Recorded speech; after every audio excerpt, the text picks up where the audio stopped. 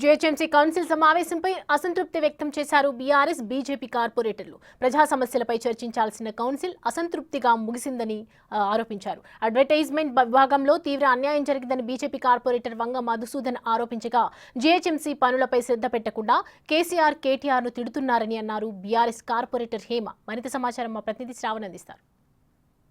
11వ GHMC council సమావేశం దాదాపుగా 8 గంటల పాటు సాగినట్లు మేయర్ చెప్తా ఉన్నారు.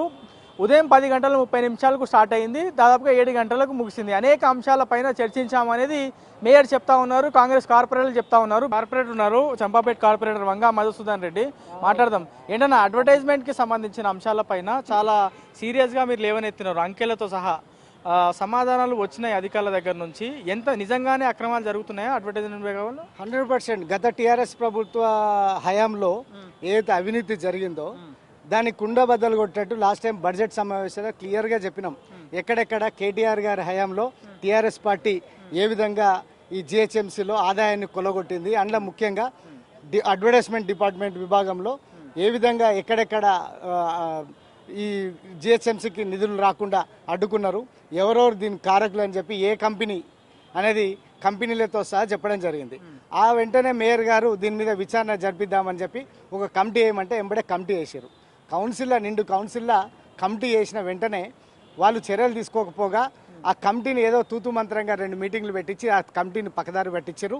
మేము ఎన్నోసార్లు చెప్పినాం, కమిటీ వేసారు, కమిటీ మీటింగ్ పెట్టండి మేడం, సూచనలు ఇస్తాము. ఏదైతే 1000 కోట్ల ఆదాయం పక్కదారి పడుతున్నది దాన్ని మీరు మీ ప్రభుత్వం వచ్చిన తర్వాత మీరు పార్టీ మారారు. గత ప్రభుత్వంలో మీరే మేయరు, ఈ పార్టీ ప్రభుత్వం మళ్ళీ పార్టీ మారి మళ్ళీ ఇక్కడ మీరు మేయర్గా ఉన్నారు.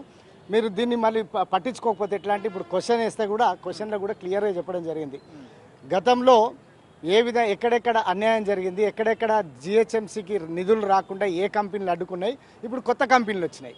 గతంలో ప్రకాష్ ఆర్ట్స్, యూనియార్ట్స్, లీడ్ స్పేస్ కాకుండా ఈ ఫుట్ ఓవర్ బ్రిడ్జ్లు నవనిర్మాణ సంస్థ అని ఉంది, యాడ్వేస్.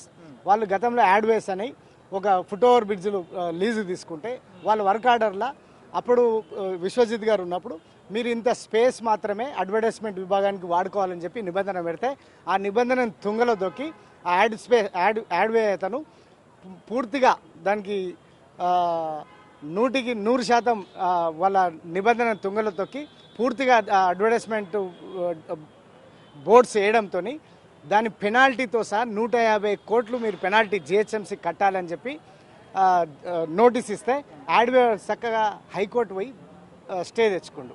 హైకోర్టు నుంచి స్టే తెచ్చుకున్నాక వెంటనే మళ్ళీ నెక్స్ట్ కంపెనీ ఈ కంపెనీ మీద జిహెచ్ఎంసీ నుంచి కాంట్రాక్ట్లు రావని చెప్పి నవనిర్మాణ అనే సంస్థ సేమ్ అదే భాగస్వాములతో, ఈ యాడ్వేస్లో అయితే ఎవరైతే భాగస్వాములు ఉన్నారో నవనిర్మాణంలో కూడా అదే భాగస్వాముల పేరుతోటి కేవలం సంస్థ పేరు చేంజ్ చేసి మళ్ళీ అక్కడి నుంచి దాంట్లో కూడా రాయబారాలు పెడుతూ నా సందర్భంగా ఫుట్ ఓవర్ బ్రిడ్జులు ఆ రోజు నుంచి ఈ రోజు వరకు ₹1 జిహెచ్ఎంసీ నుంచి ట్యాక్సులు వసూలు చేయలేకపోయింది. అంత అధ్వానంగా అవినీతి చేస్తూ ఉంటే మేము కార్పొరేటర్గా ఎట్లా అవకాశం ఇస్తాం?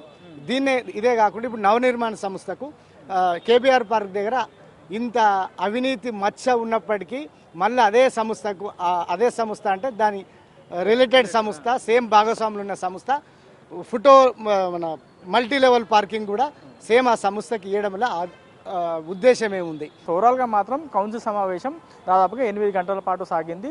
ఉదయం స్టార్ట్ అయినటువంటి కౌన్సిల్ సమావేశం దాదాపుగా 7 గంటల వరకు కొనసాగింది. కౌన్సిల్ సమావేశంలో చివరకు బీఆర్ఎస్కి సంబంధించినటువంటి చాలామంది కార్పొరేటర్లు కూడా కౌన్సిల్లో కోరం లేకపోవడంతో కౌన్సిల్ సమావేశాన్ని ముగిస్తున్నాము అనేది మేయర్ ఎజెండాని ఆమోదిస్తూ కౌన్సిల్ సమావేశాన్ని వాయిదా వేశారు. ఇది ఓవరాల్గా ఇవాళ జరిగినటువంటి కౌన్సిల్ సమావేశానికి సంబంధించిన పూర్తి